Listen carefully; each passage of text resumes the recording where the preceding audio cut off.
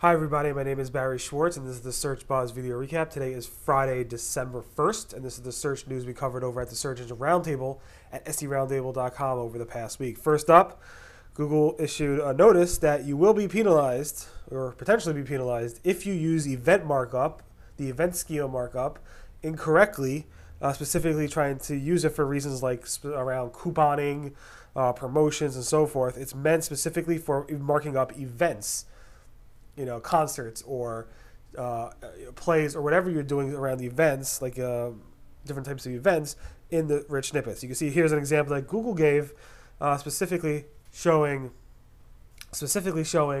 how people are using like coupons, like 12% student discount, and marking up their events, marking up their coupons and promotion codes and vouchers specifically with event markup, but it's not meant to be used that way. And Google said they will take action and remove the ability for your website to have rich snippets in Google search results. So make sure not to do that and stay on top of that. Two, Matt Cutts, the second time he actually publicly went ahead and said something negative against Google since he has left the company years and years ago.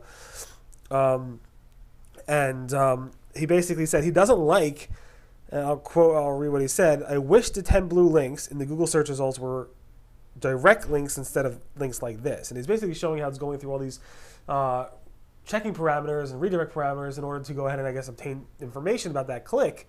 And Matt Cutts said, "I wish it went through a direct link instead of linking through all this and then redirecting to speedtest.net. Just link to www.speedtest.net."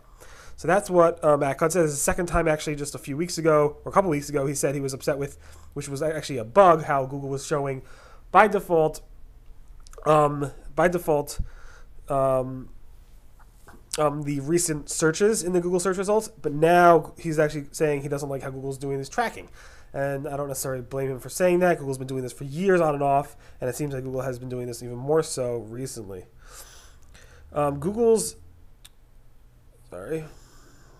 Getting a lot of notifications about servers and stuff, so I apologize.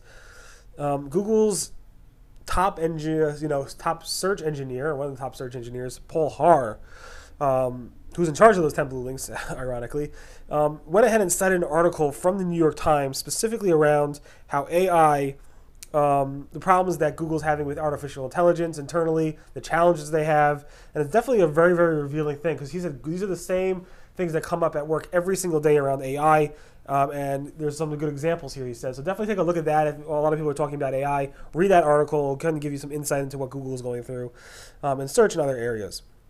John Mueller said they do not use time to first byte, TTFB, for search ranking. So the time for the first byte to load on the page is not a search ranking factor. Google doesn't use that in search at all, so don't worry about that. Google says you should measure speed based on when the user can actually first interact with your page. So time to first byte is not when they can interact, but when the page fully loads and they can actually go ahead and click on stuff and share stuff and so forth, is probably a good measurement in terms of page speed, not when the first byte loads.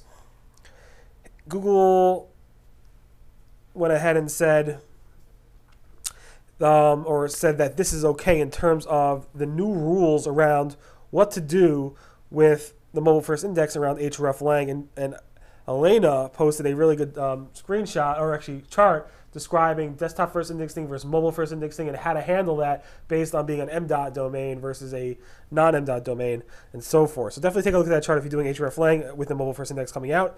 It's pretty interesting and useful. Google said your structured data should definitely match what the visible content is on your page. So if you have reviews on the page, you should definitely, in rich snippets, or having review rich snippets, you should definitely have the reviews on the page. If you're doing different things with rich snippets and structured data, make sure to have that visible on your content as much as possible.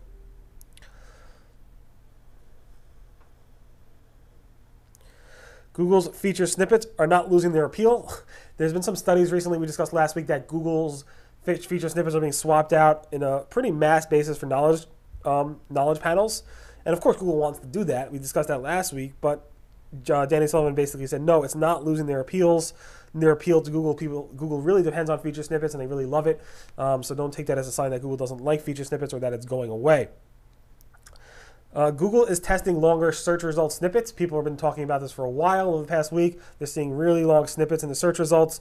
Google's been testing this for years and years. John Mueller said, we're always working on search. Nothing really specific to say here. We never had a limit on the description meta tag length. Snippets have pretty much always been dynamic. Counting characters is not a good use of your time here. But you can see Google's been doing this for a while. I emailed Google about this. Google hasn't responded. Seems like they're not responding to me a lot. So I'm sorry. I'm trying to get you guys more information, but they're kind of like a black box these days.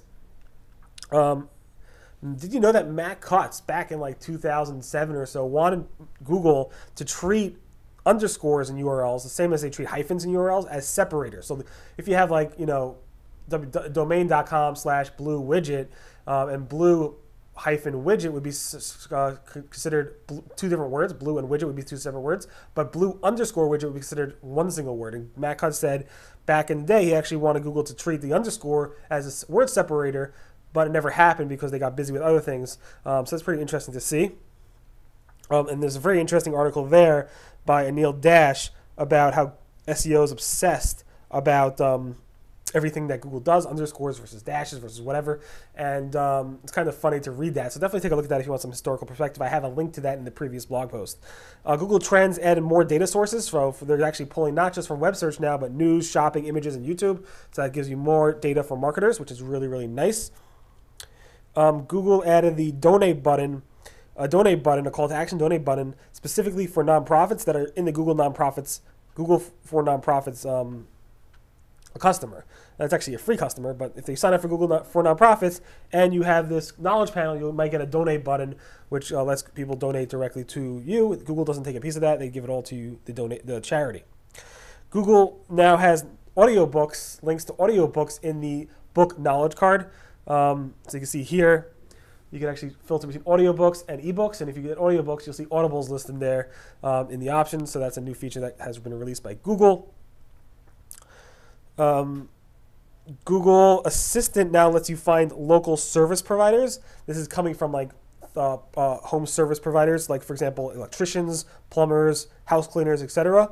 Google said that they're going to be using pre-screened by Google and companies like Home Advisor and other places. And if they can't have pre-screened results, they will go ahead and give you results no matter what. But they hope to give you pre-screen results as well. So that's cool. And that's if you go to your Google Home device or your Google Assistant, and you'll get that.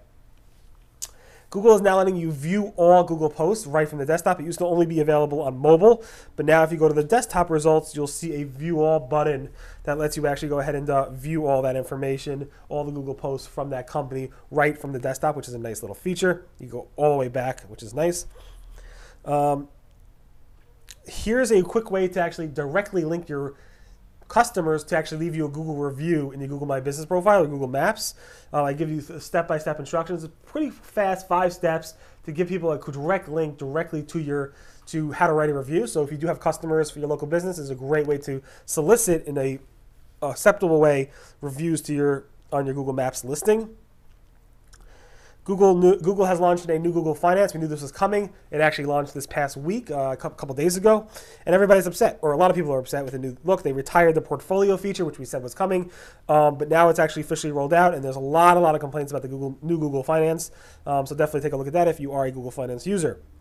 Google is showing personal search tabs for some people. I personally couldn't replicate this last time, this morning, but it's actually showing up for some people where you actually see this personal tab here. So you can see on the mobile app, you can see the personal tab, and this guy's actually seeing it directly in the web search results, a personal tab. I tried replicating this. I was actually able to replicate this back in May, and it's gone again for me. And this is something they actually had back in, I think, 2012 when they first launched this.